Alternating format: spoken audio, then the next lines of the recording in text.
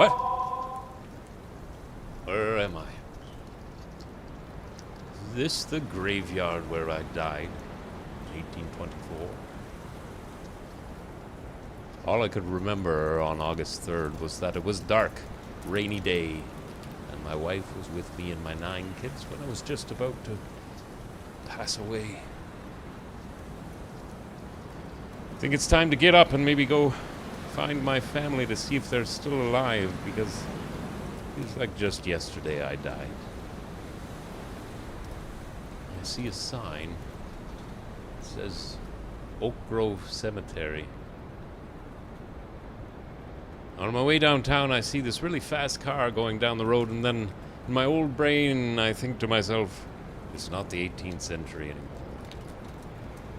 So I went back to the graveyard to find my family graves. After that, I will tell you a story about my beautiful life and all I did. So, sorry for the late introduction. Hi, my name is Joseph Bars, and I will be telling you about my life. Now, let's go back to the 17th century. It all started on February 21st, 1776, the day I was born in Liverpool, Nova Scotia. I am the son of Joseph Bars and Elizabeth Grohl. I'm the second kid of 14, so I was always busy with siblings and doing a lot of chores around the house. At the age of 14, my father offered me my first job with his fishing crew. He was offering me to be a master of one of his ships. The ship wasn't that big, though. There were about 10 people on board. Then a few years later, in 1799, I was given my own ship. But sadly, it wasn't that big to go really far out to sea.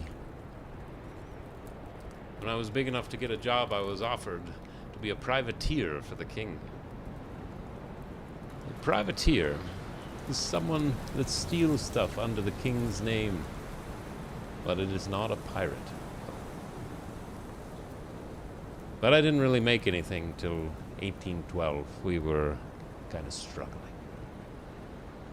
But then the best day of my life came to me on April 12th, 1804, when I married the woman of my dreams, Olivia de Wolfe. Then later, we had 9 beautiful kids. But all of a sudden, I was making around $1,500 a month. It was great. And out of nowhere, news that a war from the States was coming. On June 28th, 1812, a war from the United States had arrived in Liverpool, Nova Scotia.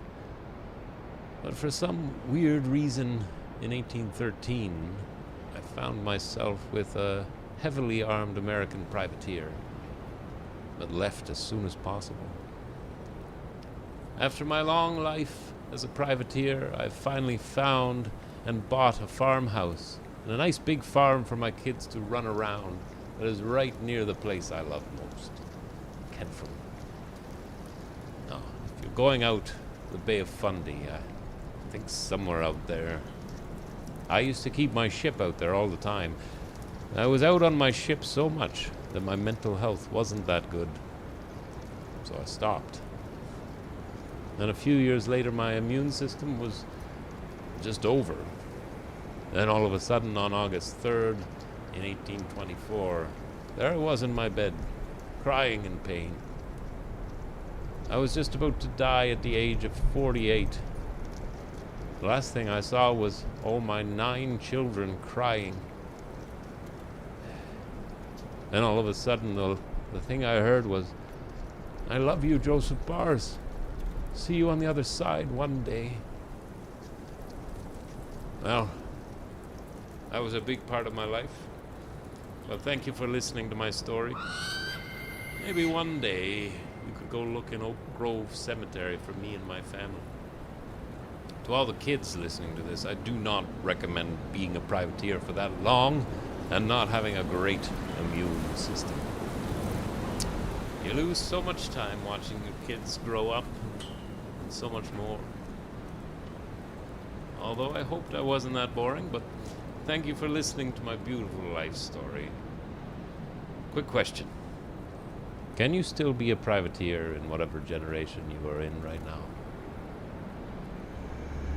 Thanks again for listening to my life story by Joseph Barnes.